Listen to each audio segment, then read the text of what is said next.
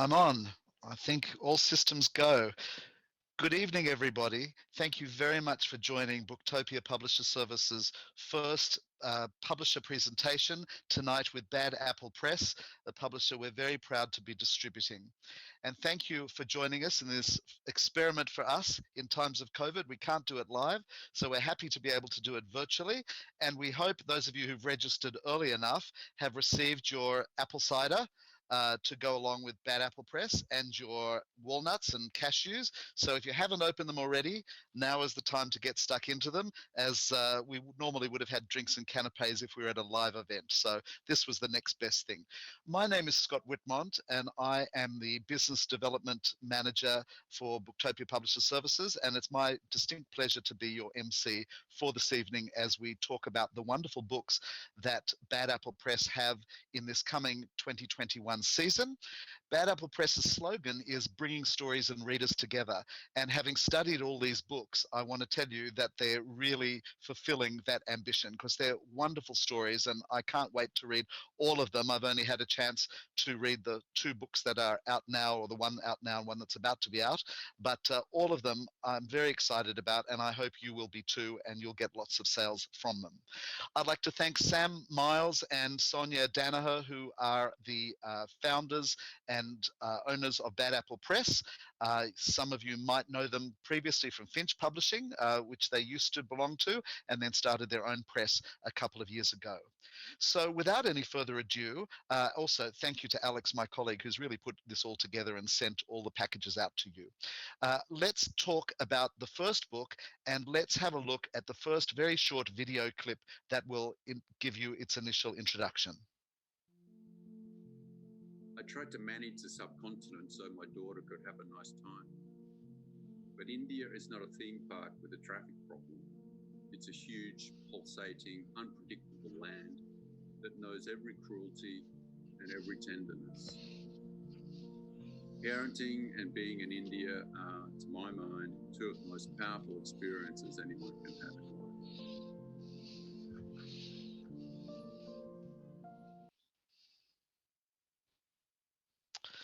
Well, there's a little teaser. I've already been reading Night Train to Varanasi, having traveled 6 weeks around India myself a couple of years ago.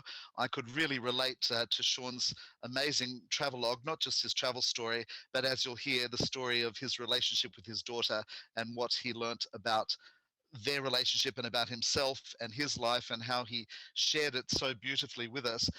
From the catalogue, I love that they describe blending erudition, humour, and paternal angst. And Sean's really done that so wonderfully. It's a marvellous book. And to set the scene and tell you about the book and how it came about, I'd like to now introduce you to Sean to give us some background and fill us in on the story of Night Train to Varanasi. Over to you, Sean. Thanks very much, Scott, and thanks for those very generous comments. I really appreciate those. Hi, everyone. I'm Sean Doyle. It's really great to be here, and thanks very much for this opportunity to introduce my book. The book is Night Train to Varanasi, subtitle India with My Daughter. Yes, it's a travel memoir about the trip I took to India with my daughter, Anna, for 2 months when she finished high school. I love Anna and I love India. I wanted to bring them together so they could love each other. Sounds pretty straightforward, right? The place mentioned in the title, Varanasi, if you're not familiar with it, is the most sacred Hindu center on earth, and of course, therefore, the holiest city in India. It's the Hindu equivalent of Rome for Christians and Mecca for Muslims. It sits on a grand sweeping curve in the Ganges that Brett Whiteley would be proud of. It has an intense, hypnotic, confronting atmosphere. It's a place where all Hindus want to go at least once in their lives, if they can afford it, on pilgrimage. They also want to die there, have their bodies burnt beside the river and their ashes thrown into the river. It ensures good karma on the path to reincarnation. So it's a very special place, even by Indian standards. I've loved India since my first visit as a wide-eyed 22-year-old in 1984. I've had some remarkable experiences there and made some very deep friendships. It's also what I would call my existential home. It's the place where I feel most alive in the world. I wanted to share its special status in my life with Anna, to share that meaning with her. Parenting has a lot in common with experiencing an intense culture like India. It drills down to your core self very quickly. It unearths every emotion, including some you may not have been aware of, and it goes right into it. There's nowhere to hide. So my book covers the full emotional spectrum. We laugh, we cry, we rejoice, we suffer. And India barely notices any of it. There's plenty in the book for Australian and other Western readers, even if you're not an India tragic like me. There's a lot of emotions around fatherhood in the book. My experience of fatherhood has been at various times joyous and very challenging, as I imagine it is for all dads. If any dads reading the book can get something out of that content, so much the better. I share those feelings and I reflect on meaning and purpose, and I try, as memoirs often do, to evoke the texture of life, all its pains, its richness.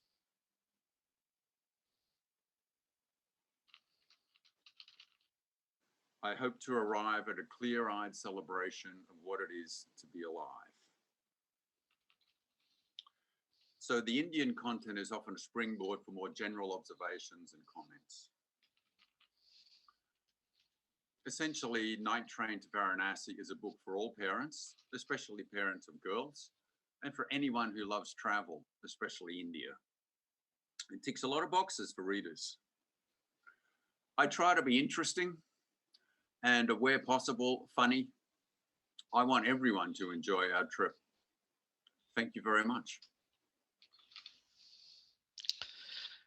Should I now hand over to our next special guest, Steve Biddulph, who has been incredibly generous in his encouragement and enthusiasm for my book. God love you, Steve.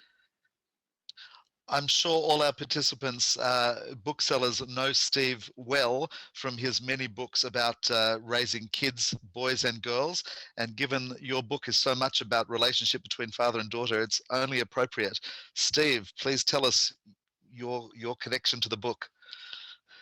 Thank you, Scott and Sean. And first of all, hello to the booksellers who are a huge thank you to you for helping me to help millions of mums and dads over the years. This might be the first time we've met face to face. And but what you wouldn't have known was that my books were, most of them were edited and a manuscript doctored really by Sean Doyle. And Sean is a person who works behind the scenes with authors and was I have a good heart, but no brains at all. And so we need someone who's really fantastic with language, and Sean is that. And so when I heard that he was writing his own book, I knew from the outset that it would be lucidly clear and would move along like a good novel and go deep and wide, and it does. And I'm basically here for just a bit of time because we knew Sean would be too modest about it. And I can tell you the real lowdown. And of course, the thing that most gets a book talked about all across the world is characters that you can care about. And in the back cover, there's a photo of Sean and his daughter Anna. And you can see Anna is just at that point in time in life where you're entering womanhood and beautiful and strong, but also vulnerable as well. It's all hanging in the balance. And what Sean did was he recognized that in our culture, we don't have anything like a decent rite of passage. We have kind of crappy alternatives like schoolies, where kids go and he points out that in schoolies, basically looking backwards and offer nothing to really help what a rite of passage should do, which is to help a young person to step into a larger world. And that's a delicate, fraught process. And so seeing his own daughter's vulnerabilities and her struggles with life, as well as her incredible intelligence and heart, Sean decided to gamble everything and to take her to the country which he writes in the book is the most dangerous country in the world to be a woman. And so from the very outset, you find yourself really caring about this young woman, really caring about her dad. And Sean is so self-disclosing. They always, anyone who's traveled with teenagers know you have endless communication breakdowns and a thing which we psychologists call rupture and repair, where you rupture your closeness and your understanding and you repair it.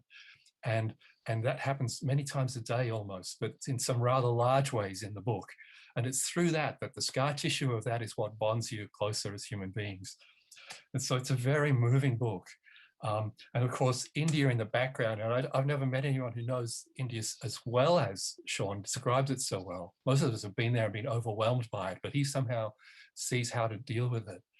And because India changed our world, the British thought they invaded India, but it was actually the other way around, as we all know now.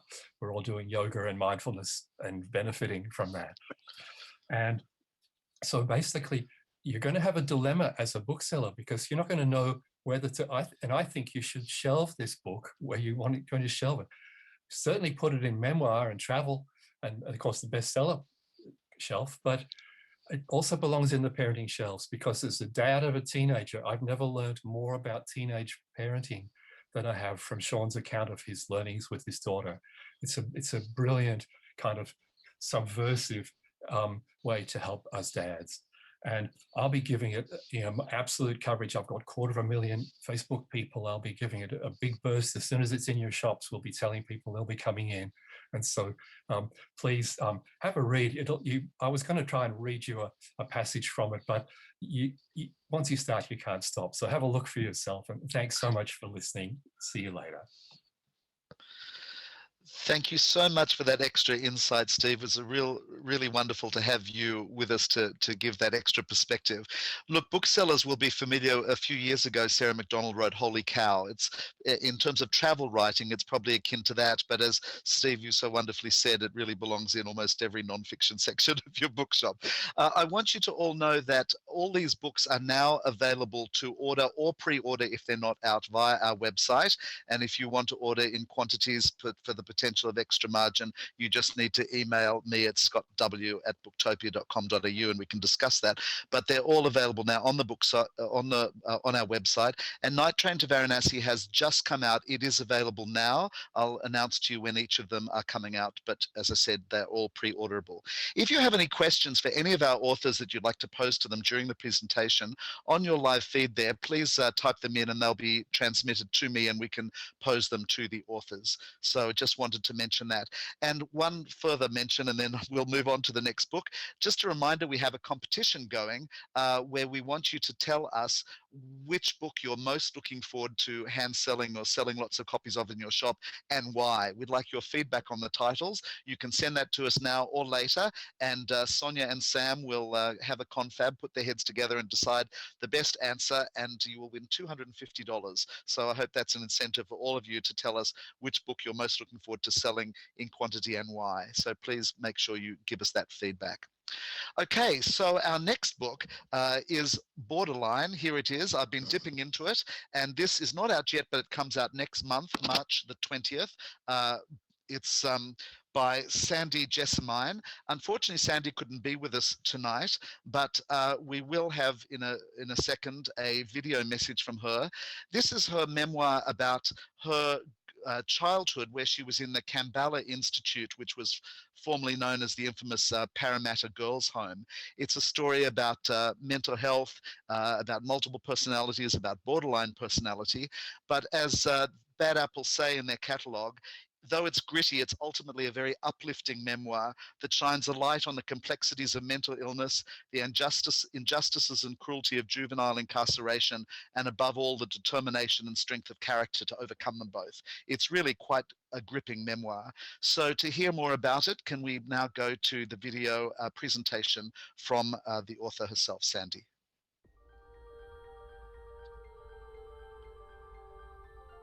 My name is Sandy Jessamine and I live in Sydney. I'm a bit of a lefty, a feminist. I have a strong belief in social justice. I have a diagnosis of borderline personality disorder, complex post-traumatic stress disorder, and dissociation. My book is about my lived experience of trauma-related dissociation, which is often a very misunderstood condition.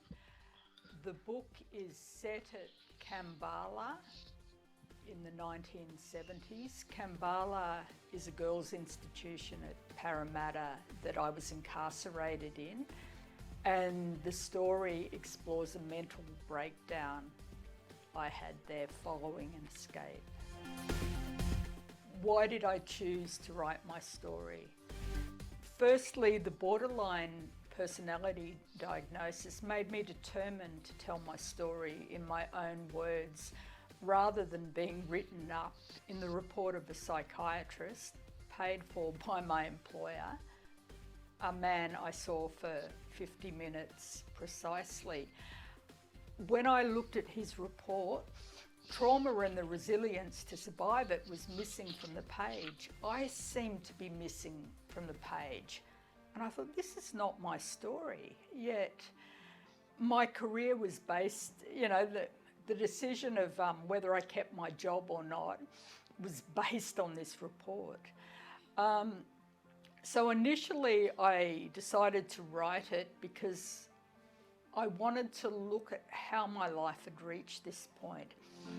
However, as I began to write my story, it didn't only become about me, it was about social justice and showing the injustice of young girls who were traumatized and had often experienced sexual abuse, even sexual assault, being thrown in jail, yeah, and looking at the treatment and how we were perceived and the long-term impact of that. I called it borderline because I often live a borderline existence that has nothing to do with the label borderline personality disorder.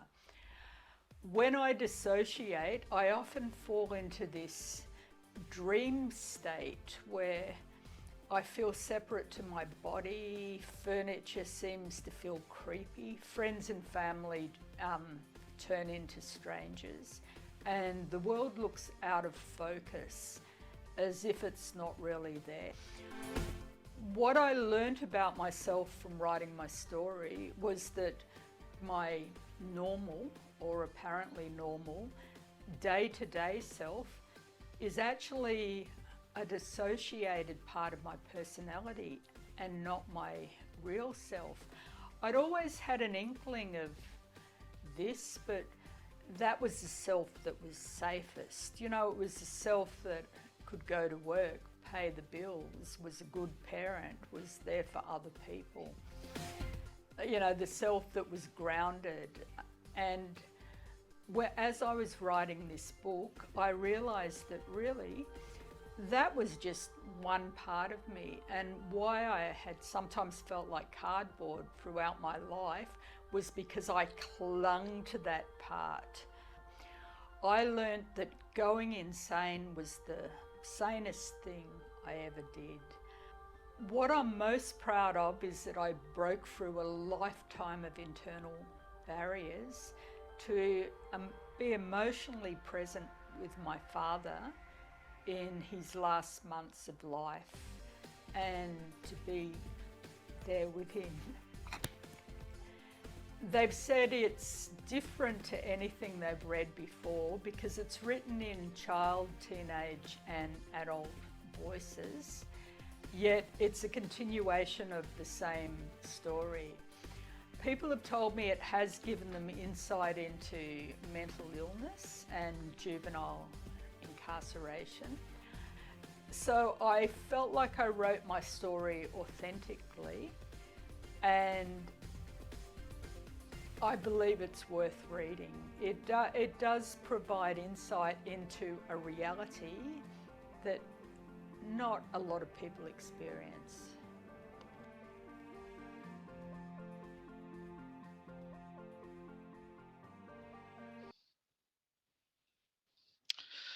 Well, what wonderful insight from Sandy, despite her not being here live. It's wonderful to have that recording. Sonya, I'd like to go to you now as her publisher and ask you just to tell us quickly about your decision to publish Borderline and what is so unique about it. Thanks, Scott. And I'd just like to say welcome to Wajja country here in Perth, which is where I am.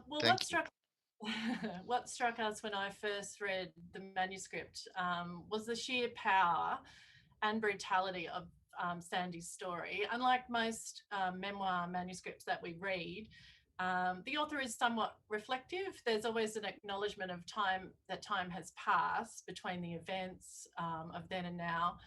But Sandy was able to write as though she was still there, as if what was happening now and is happening now.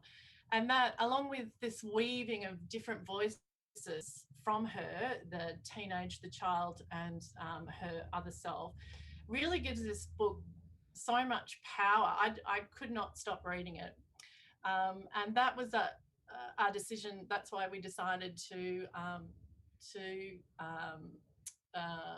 publish it, because we believe it's an important book and it's a very powerful story.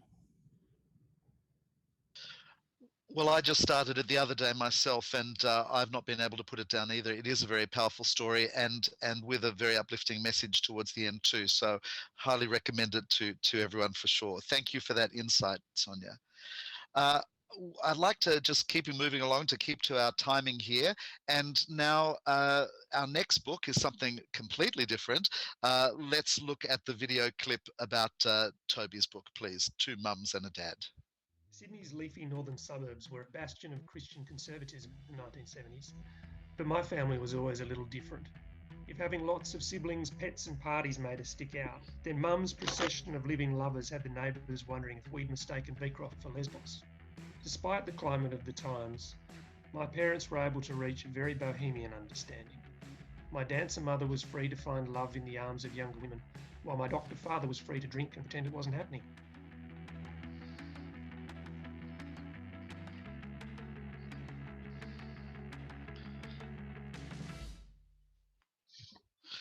Well, that's a bit of a change of pace to Borderline for sure.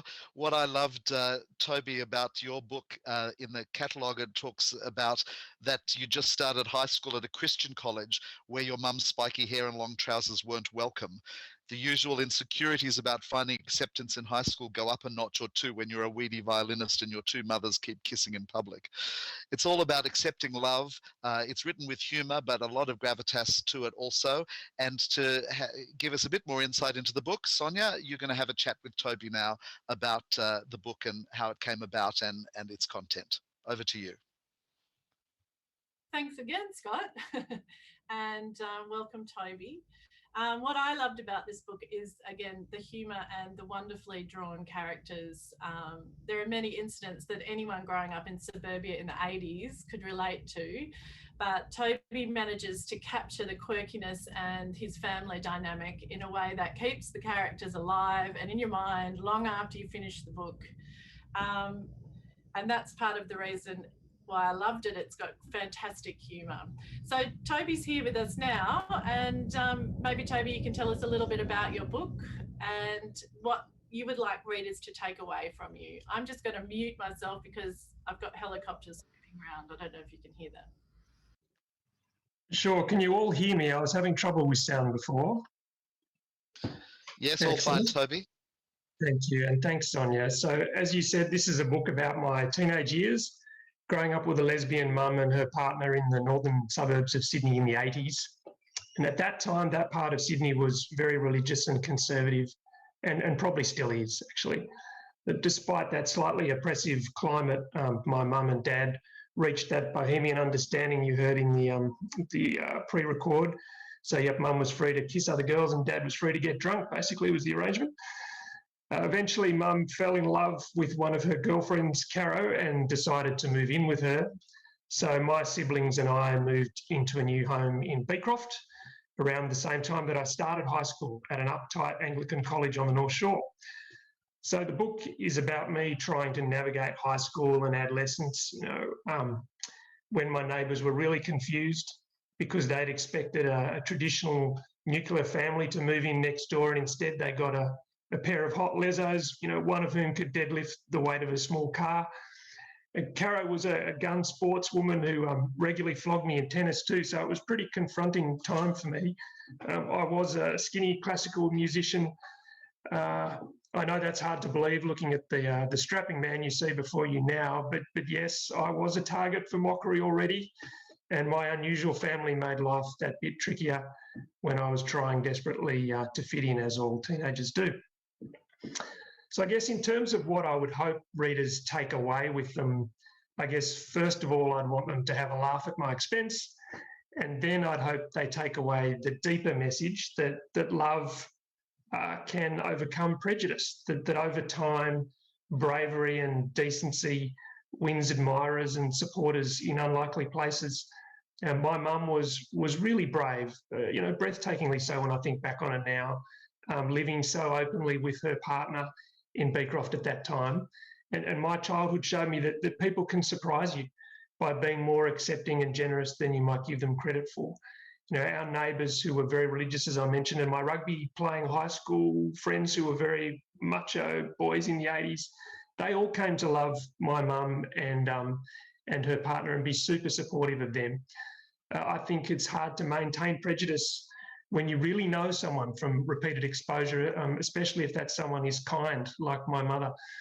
So I guess I thought that was an important message at a time when there seems to be so much intolerance in the world. It's important to remember that communities can change and become more tolerant over time. Beecroft certainly did. And incidentally, that area voted in favour of gay marriage in 2017, which would have been unthinkable, when I was growing up. So these were some of the key messages I was hoping to convey.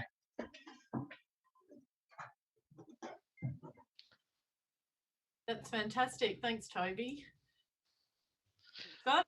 Toby, I was going to ask you a question, but I think you've answered it already, whether humour was consciously part of your story or if that just is your natural style. And clearly from listening to you talk, it's your natural style. I'm just wondering, did you learn something new about yourself while writing the book? Yeah, and it's funny, it's very much that humour piece that you're talking about. I was just telling Sonia and Sam the other day that a big thing for me was through this process of digging up lots of embarrassing stories, as much about me as my wider family. I guess I learned there's a kind of alchemy here that you can take this excruciating stuff and make comedy out of it. And then suddenly it loses its power over you. It's like, this is all material now. And all the embarrassing things which continue to dog my life, I just see them now as a rich vein of material for future books. So I feel differently about it. Yeah, fantastic. Look, I didn't mention that this is going to be a June release, so it'll be a great read for the winter, for the middle of the year. And all of the authors from Bad Apple Press are more than happy, schedule allowing, to do events with any bookshops or any of BPS customers' businesses, COVID restrictions allowing, whether it be a live event or whether it be an online event like this, depending on where you are. And in Toby's case, he lives in Greenwich on Sydney's North Shore. So if you're in the Sydney metro area and you would like an event with Toby or a signing or a library talk, please contact Alex or me or Jonathan at BPS or the Sonia or Sam at Bad Apple, and it would be eminently arrangeable. And I'm sure Toby would be very happy to come and talk more about his book and share these wonderful stories. Am I right, Toby? Absolutely. Yep. Thank you very much. Okay. Thank you very much. Yes, Sonia. Sorry, could Sam. I just Hi. Hello, everybody. I'm Sam. I just wanted to say that about Toby's book, when I first read it, I was instantly reminded of, and this is probably a big call, My Family and Other Animals by Gerald Durrell. Not that Toby's family goes to live on a Greek island, but more the fact that the characters are very richly drawn and each have their own distinct personalities. And I really got a real sense of who they were as a family, and it really held me. I just wanted to keep reading, which is pretty much all we look for in our books. It doesn't matter what they're about, as long as you just want to keep turning the page and seeing what happens. And that's exactly what happened with Toby's book. So I just wanted to say that. Great extra insight. Thank you, Sam. Okay, let's have a look at the video clip of our next book, which is 13 Pairs of Boots by Mark In Howardson. 1973, when I was 16, my dad announced that we were going to walk around Australia to raise money in order to build a wildlife sanctuary to protect kangaroos. After leaving Sydney is where the fun really begins. Dirt roads, wild driving semi-trailers, feral pigs, crocodiles, snakes, rogue RSPCA officers, and eventually a lack of food, and even more importantly to Dad, his cigarettes, turned this inspiring quest into one of survival.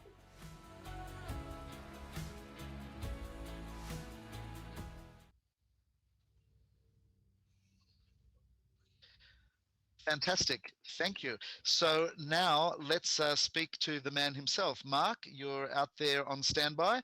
Can you please have a chat with us about 13 Pair of Boots and how that came about? Your story from many years ago. You've taken a while to write it. I did take a while to write it, and that was because there's a lot of things in the book that I'm sure my father would disapprove of. He'd want to run his eye over every word that I put into it. But I can assure you that 99% of what's in there is actually what happened. And my father was a very complicated man.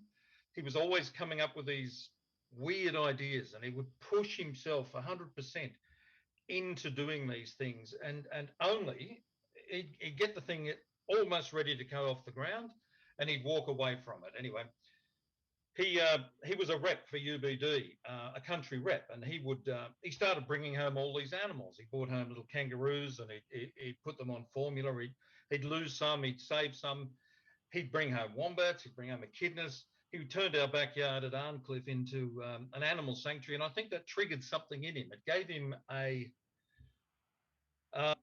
call, if you would, something that he could really put his teeth into. So he was at the time he was with the Kangaroo Protection Committee, and they came up with a plan to walk around Australia.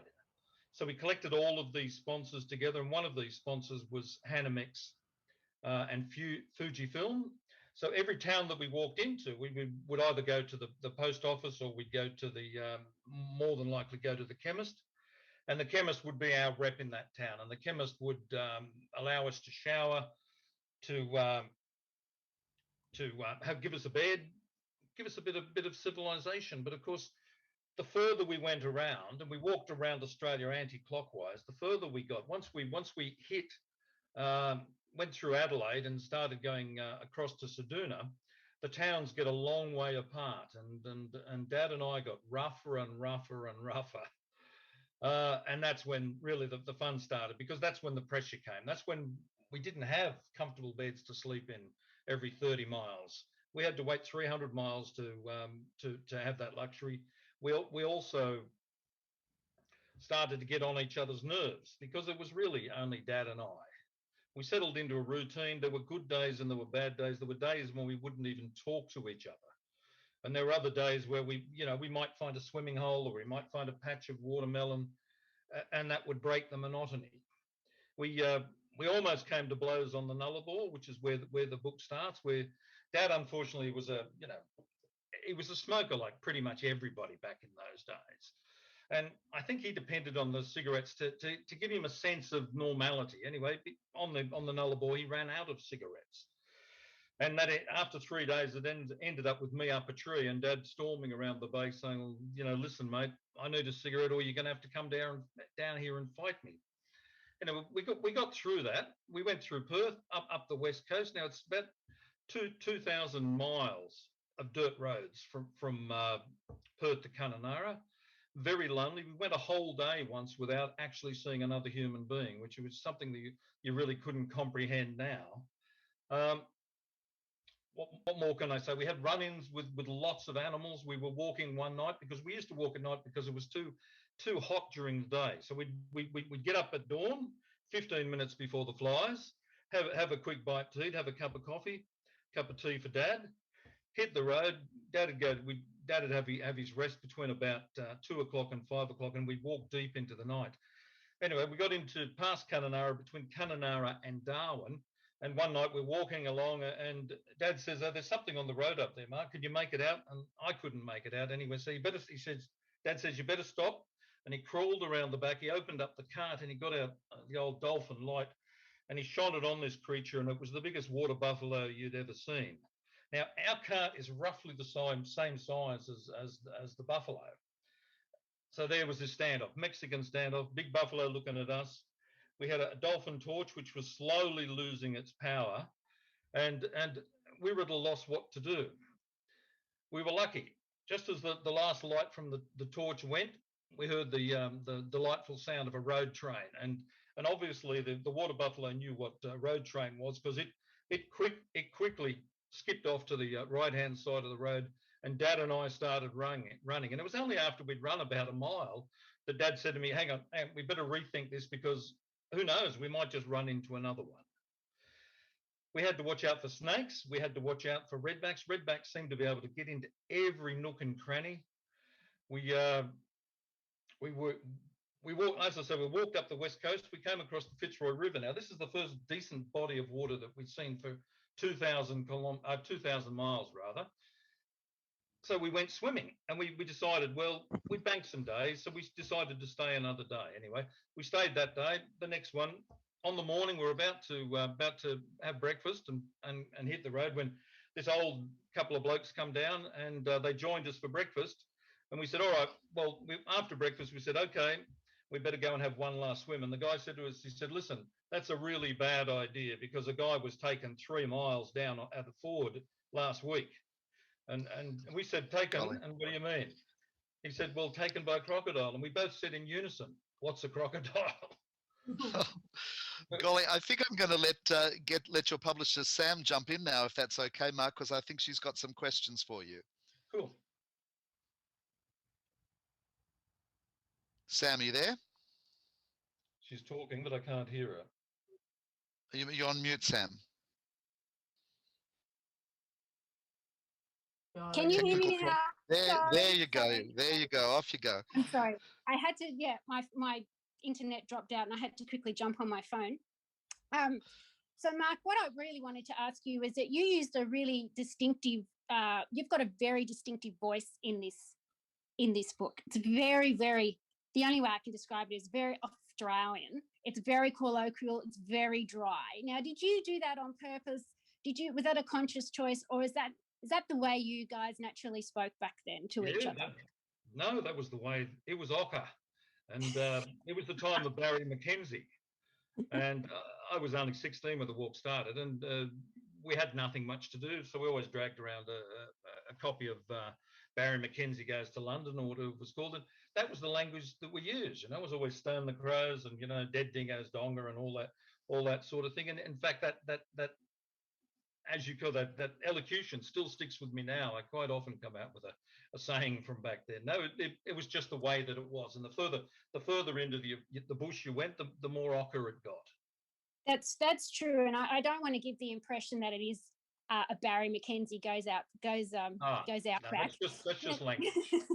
No, it's just more the turn of phrase, I suppose, is particularly very unusual phrases that really do not lose their meaning in any way. So I found that one of the most attractive qualities of your book is just the use of language, how precise it can be, the exact meaning it can really describe, and we should use more of it today, I think.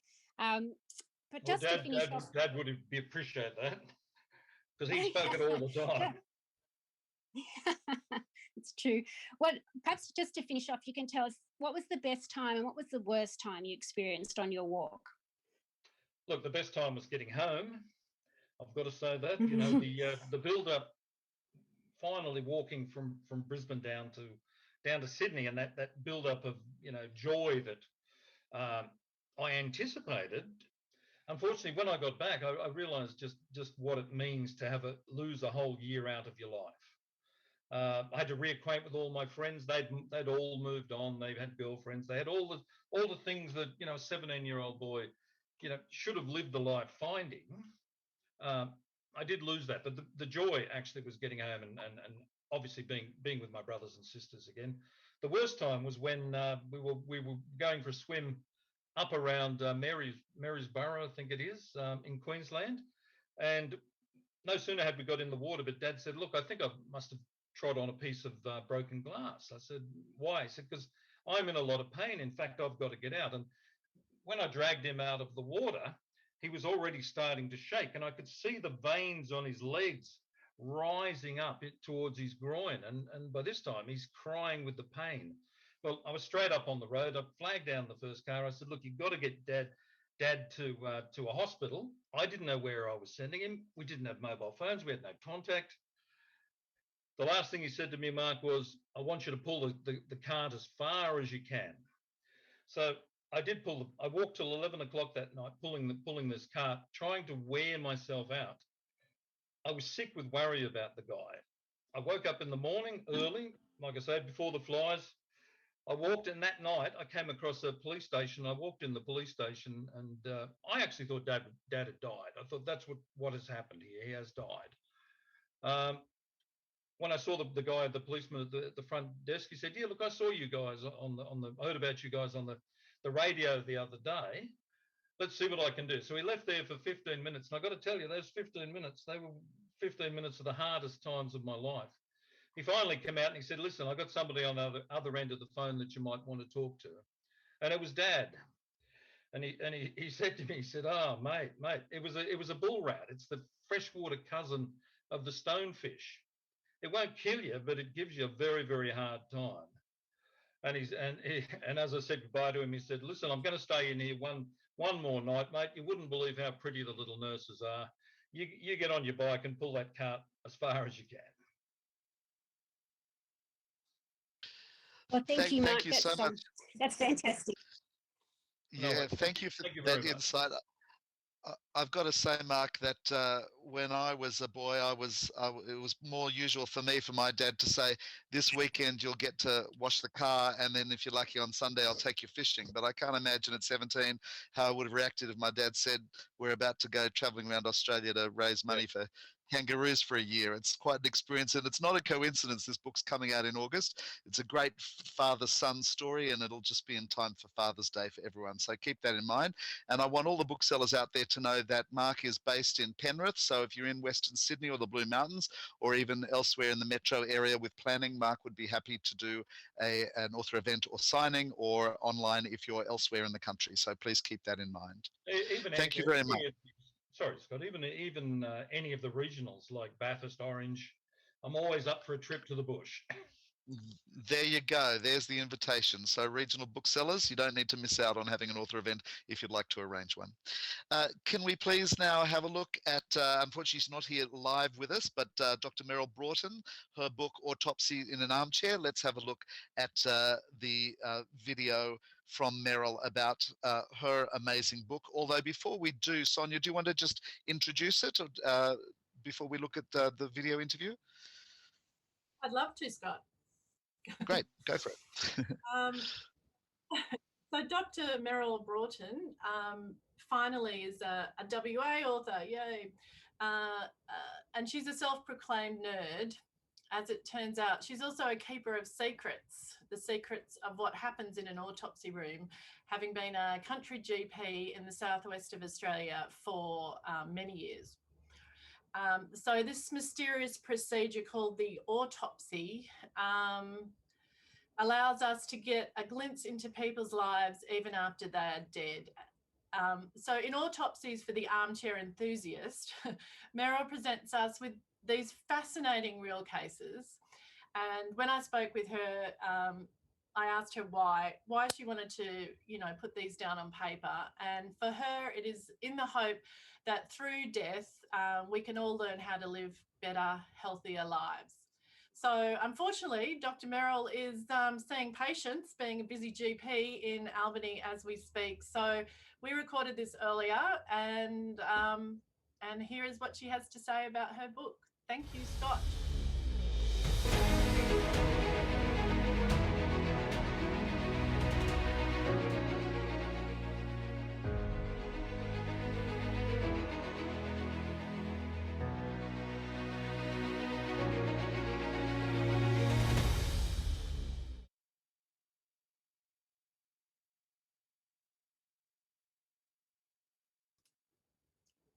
Back to me, but I think the interview is coming up now. I'm Meryl Broughton. I listen to stories every day, so sharing some of those was part of what I wanted to do. I never thought I would be a doctor. I'm not really a people person. My best friend had to tell me, don't you realise you're a real nerd and nobody likes you? But I went into medical school because I had the capacity to do so. But then most people, of course, have to specialise in one field or another. So eventually I went into pathology. There's various different branches of pathology, but anatomical pathology is the part that deals with tissues from operations. So if you have a gallbladder out, somebody sends your gallbladder off to a nerd in the laboratory who looks down the microscope and describes all the findings that are there. And doing autopsies is part of that. We decided to move to the west, and so I was a country doctor before, but a real country doctor here in the southwest. And doctors get together from time to time, or we used to, and have meals.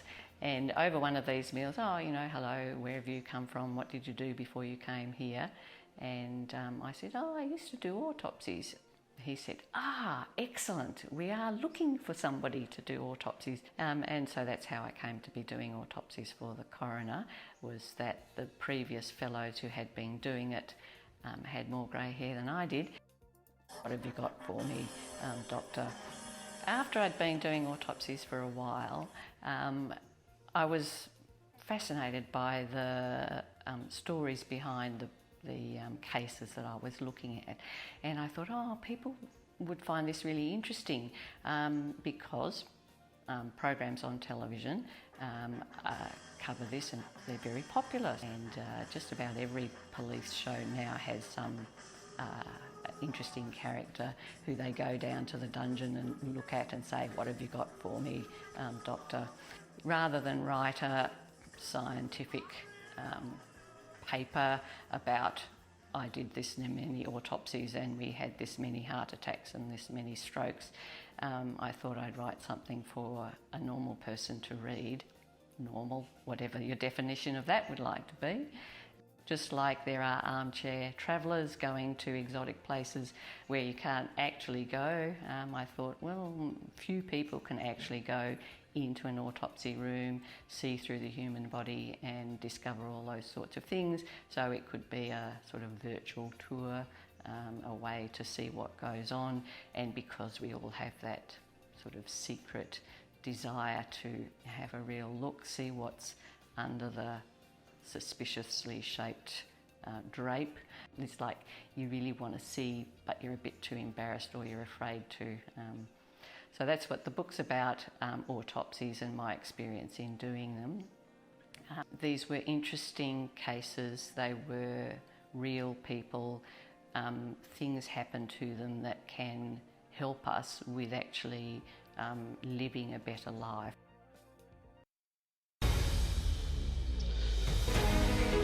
Wow. Wow, what an amazing story. Sonya, why do you think people are so curious and fascinated about death and the cause of death and investigations into death? Is it what we're seeing on TV now and all these shows about hospitals and forensics? I think it's a bit of both. I mean, you know, I'm no expert, but there's a fascination. Maybe it's how we deal with death. Maybe psychologists would know this better. Maybe we've lost our connection with the rights to do with death. I mean, Shorten talks about that in India, you know, about the traditions of that, about what's important. Maybe in a Western culture, we've kind of lost that a bit. For Meryl, it was, it's a bit of all of those things. When I spoke to her, she believes that we seek perfection, and we expect medical science to be able to deal with anything that might come our way to prolong our lives, and we don't hold with suffering or imperfection perhaps like we used to. So all of these reasons, and also I think she wanted to. They're interesting, fascinating cases, but she also respects the dead, and also gives us an insight into how they died and why they died, in the hope that we can live, you know, better lives, like you know, in not a dry sort of, you know, 20,000 heart attacks sort of way, but yeah. So it makes for fascinating. What attracted you and Sam originally? I'm just wondering to this book. It's an unusual subject. I think it's really interesting, but I was wondering what attracted you to it. Well, for me, because it is an interesting subject. Fair enough. There is some mystery behind it. I mean, I used to do prosthetic makeup for film and television, and I remember the first time I ever went into a morgue, and it was one of the most confronting things that I've ever done. And yet, death is one of the things that comes to us all. And I guess that, you know, so peering under that sheet to find out what goes on and why, how things are assessed, you know, and the scientific angle. I am a bit of a nerd when it comes to that sort of thing. So all of those things were what attracted me. And she's a great writer, so of course. That's great. I think it'd be fascinating to read, and this is going to be a September release. I want everyone to know. By the way, we've had a question from one of our booksellers, and I just want to let you all know. One of you said, I don't think I have an account with Bad Apple. How do I get the books? You don't need a separate account with Bad Apple. Booktopia Publisher Services are the distributors. If you don't have an account direct with Bad Apple, it's fine. You've got an account with BPS. You just order through us, and you will get your full trade discount. So there's the answer to that question. Right, now our last book, we're getting to the pointy end now. It's The A to Z of Feelings by Andrew Fuller, who's already a best-selling Bad Apple author. We've sold a number of his books very well already for quite a while. Let's have a look, start with the video clip introducing Andrew's book.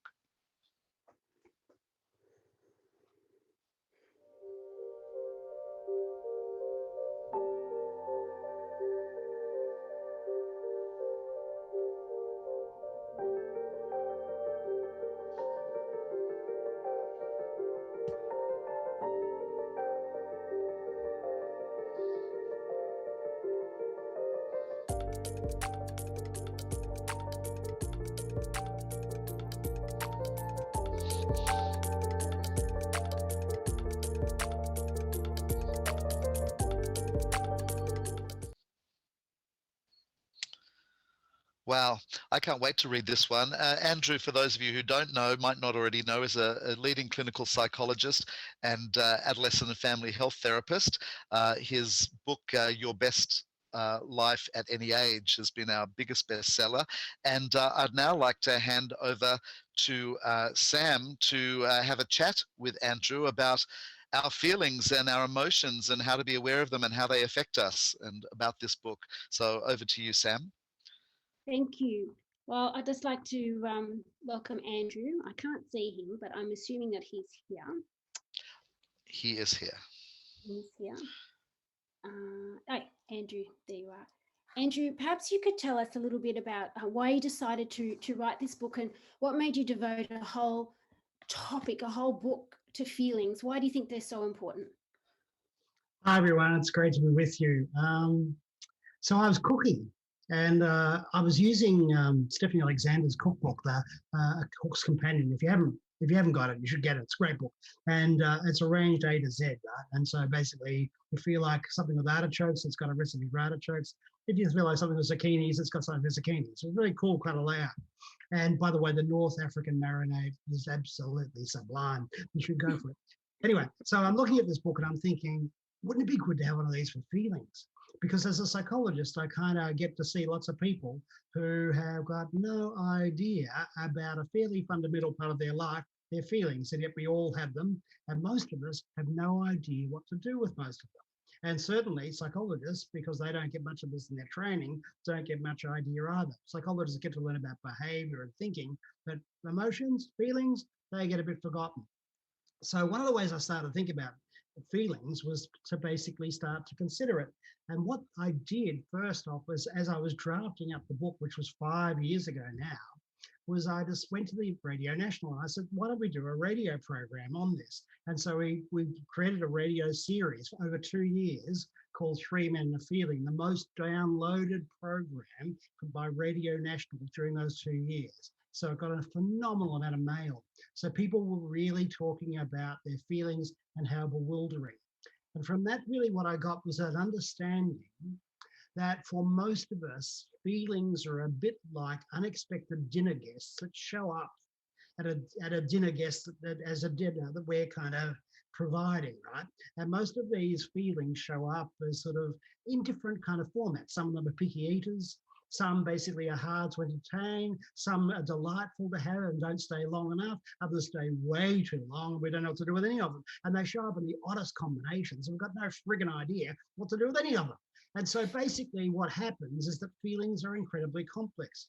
And I think that often we don't feel, and one of the reasons, of course, it's nice to talk about individual feelings like an A to Z as the book does, but also thinking about the linkage between ideas. So lots of people have mixed feelings. And the way I talk about in the book, mixed feelings are about a bit like watching your worst enemy take your new car and drive it over a cliff. You know, it's kind of, you're a bit ambivalent about what happened. And so you're not quite sure which way to resolve the issue. And so the more that I've dealt with kind of thinking about this and describing it and drawing from material from neuroscience through to poetry, through to ancient wisdom, I actually was really delighted partly to discover that there's never really been a book like this that's put together all of that stuff in one book. So it's a kind of cool thing to feel like it's coming out.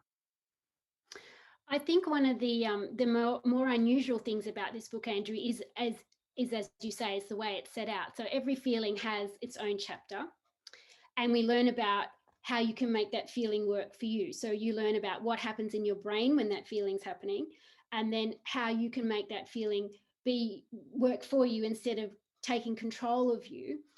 How does that play into what's happening in the world right now? Like I get the feeling that it's never more important to understand your feelings right now, because this is the time when everybody's feelings are quite close to the surface.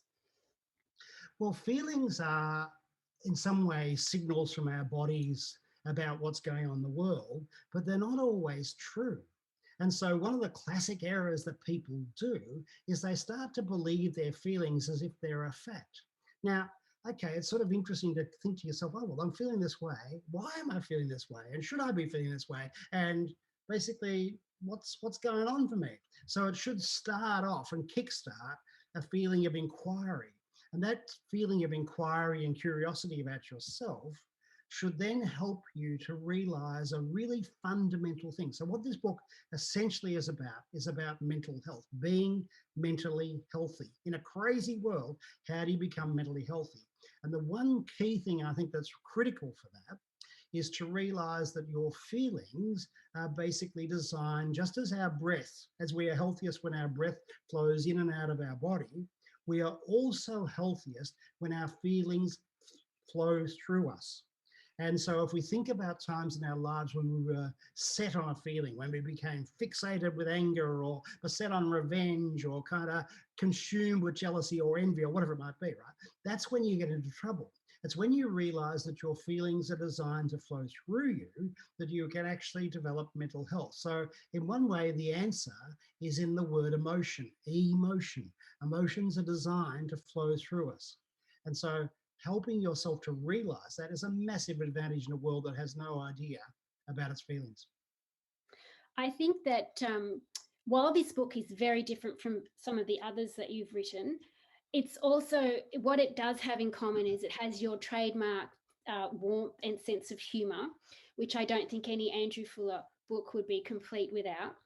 But it actually is, it has at the end an index of physical symptoms that you can go to the back and say, God, I feel really shaky, trembly, my eyes are blurry, what's going on? And then you can correlate that to a feeling. Then you can go to the section and learn all about the feeling that might be causing these physical symptoms. Because in your research, Andrew, you've discovered that there is a huge correlation between what we show to the world on our faces and what goes on inside our brains, and vice versa. So perhaps you can, what I'm referring to here is that information you were telling me about the men and the Botox.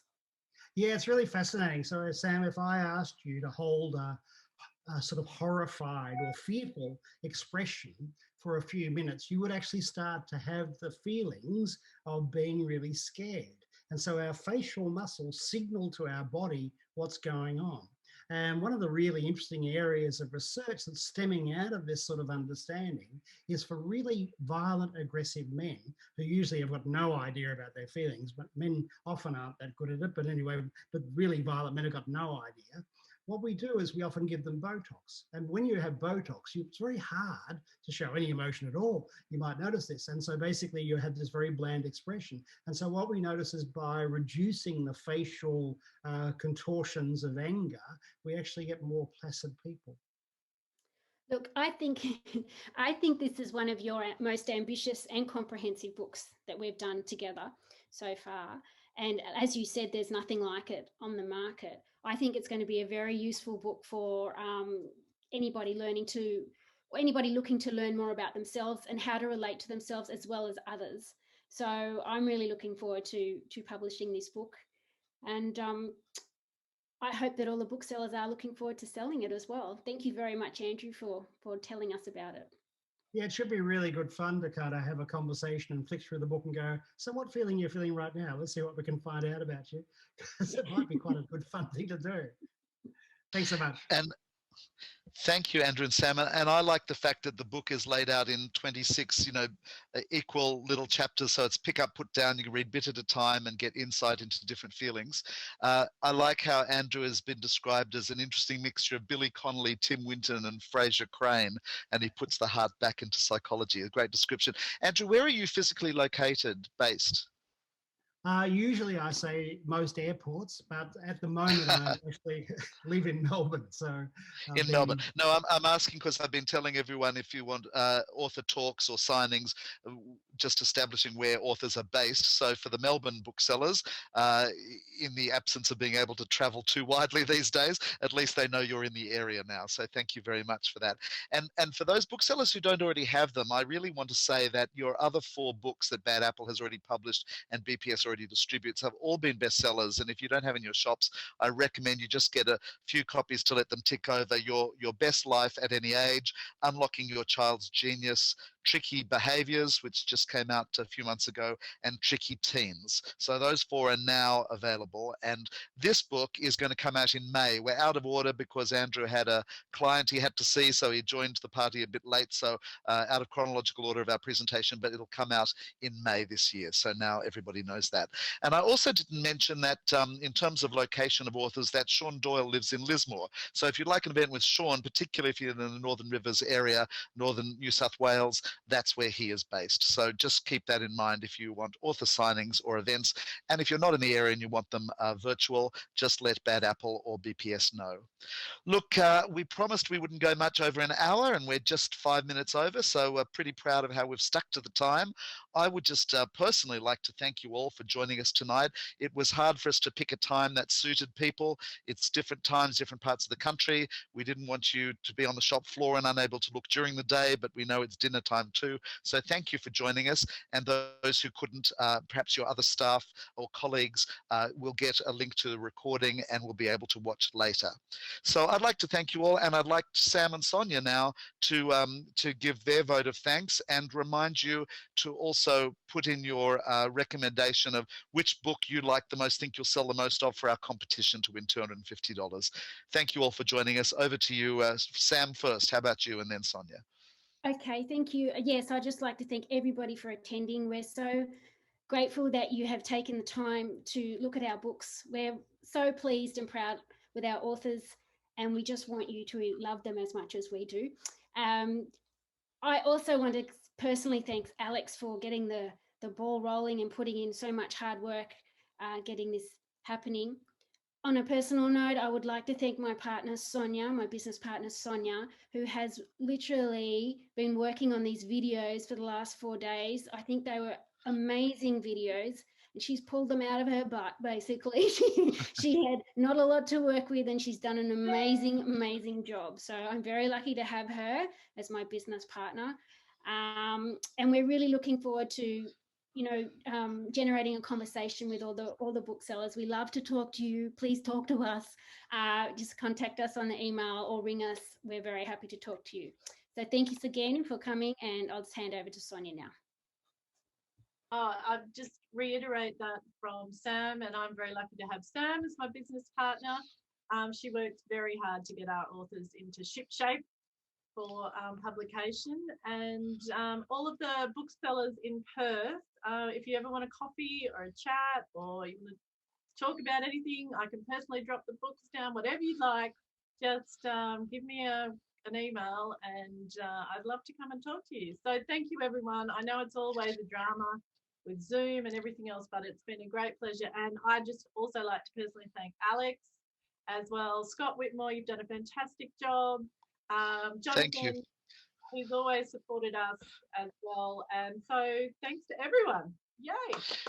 Thank you, Sonya. And for those of you who don't know, they're a bi-coastal business partnership, because Sam is in Sydney's northwest while Sonya's in Perth.